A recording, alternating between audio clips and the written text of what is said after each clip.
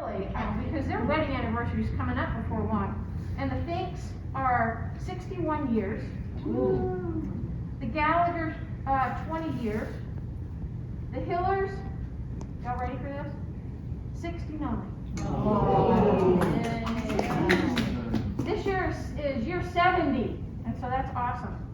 The Minces are 46. Later this year, 47. The Wrinkles, 53, and so that's awesome.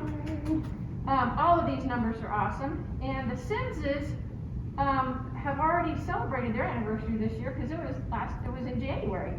So 28 years for the Simses. And if you are a numbers person and you're interested, and I did this kind of for fun, if you add up all those years, 294 years. Almost 300 years. Maybe you're going, oh my gosh, I don't really want to know that. But at the same time, if you think about it, 300 years of life experiences and wisdom and knowledge, knowing more now today than I'm sure you thought you ever would know and experience in your lifetime. And so, a very precious, I regard as kind of a holy number that we add up all of those years that you all have been together, and probably even time before that, before your actual wedding day, that we could add that time in as well. And so, on those respective days, and can you all hear me okay? All right. On those respective days, each of you made a commitment to your partner, a covenant between the two of you and God, that you would love and honor that partner for as long as you both would live. Time has passed, hasn't it? You might think it's taken forever to get to this point in your lives, but if you're like me, life seems, at least this point in my life, I blink and time goes by so quickly. And so job moves, children perhaps for some of you, if not all of you, new places that you've lived over the course of those lives. And so it's been joys and sorrows, good times and bad times, and you have weathered every bit of it with God's help. And that has led you to today. And so, even though the world has not always been kind, God has been steadfast, and God has been there with you. And I meant to share a moment ago that for the Wrinkles, this is an especially special day because this was a day that they got engaged. And so when I called them and Mr. Wrinkle told me that, I thought, you know, we were deciding, should we do the service today or tomorrow? And after some discussion, we said, well, let's do it on Thursday. I think Thursday would be a good day. And so I think there was a reason that we came to Thursday. Perhaps for that. Perhaps for that. And so God has protected you. God has strengthened you on your life's journey as a married couple. And sometimes God places thoughts in my mind. And the thought he placed in my mind as I was thinking about this afternoon is, if you think of all of the billions, not millions, but billions of people in the world, you two found each other. Out of all of the possibilities, the combinations that could have been, and the circumstances that led you to find one another, you did.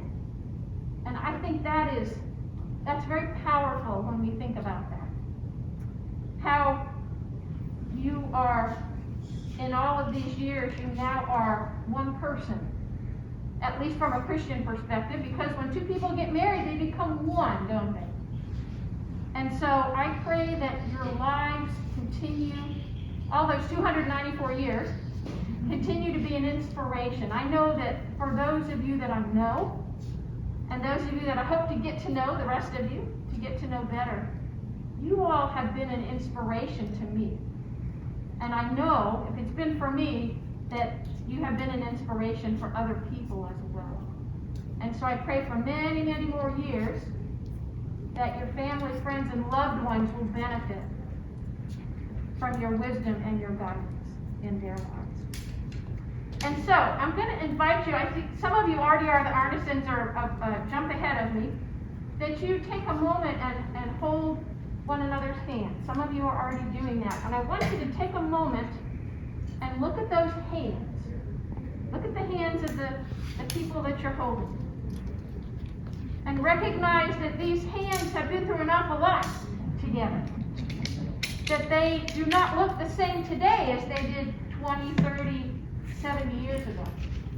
That they are different. Maybe they're like my hands. There are a few more spots on them. Maybe a wrinkle here or there. Maybe they don't feel quite as strong as they did before. Maybe arthritis is there. But I think that they also are tougher in a way because God has used them to guide each of you through life. Think of all of the experiences that you have had, that your hands have had in your lives. And so I pray that God continues to use your hands. Use them to His glory as you have been, that will continue on in your lives.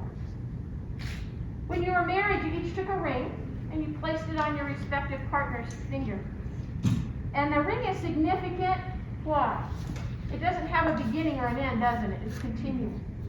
And I believe that your love is continual as well. That it does not have an end. That God's love for us has no end.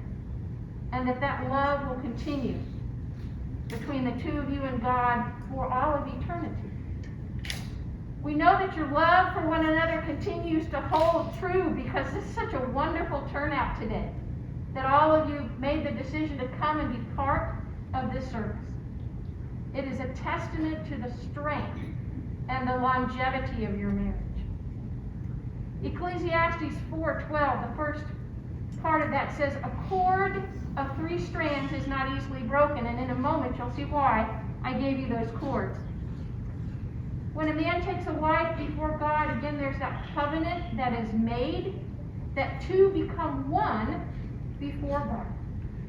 And so as a symbol of tying the knot, I'm going to have you tie a knot in those cords in a little bit. And so we come now to the time of vows. And so I will call each couple forward, and you all will stand here in front of me and face one another. When I read these questions together, the two of you will say, we will. Carole, will you continue to be one another's faithful partner in life? And will you continue to be each other's constant friend and one true love? We will. Will you promise to continue to love one another without reservation? And will you both continue to stand by one another in sickness and in health, in plenty and in want? We will. Will you both continue to stand together in times of joy and sorrow? And will you continue to share the burdens of each other so that your spirits may grow in this union? We will. Will you both continue to be open and honest with each other all the rest of your days? And will you continue to dream together and pray for this marriage to remain strong in God? We will. And finally, will you both continue to honor one another? And will you both seek to cherish and strengthen that honor? We will. Amen. And so, take the opposite hand and I'll do the cord. Okay. Either way, that's perfect, okay? Drop this hand, let go of this hand. Okay, just hold these two hands together, okay? By the time I'm done trying to figure all this out for everybody, we will all be pros with this, okay? Slowly let go of each other's hands. Carole, you're going to take this one, hang on to that end, and George, you're going to hang on to this one. And I'm then supposed to be from this side. keep on. And this. So now take this end, George. Here we go. That's perfect, okay? And then, if you back apart from one another just a little bit, see if we can, there we go. Amen. You have tied the knot.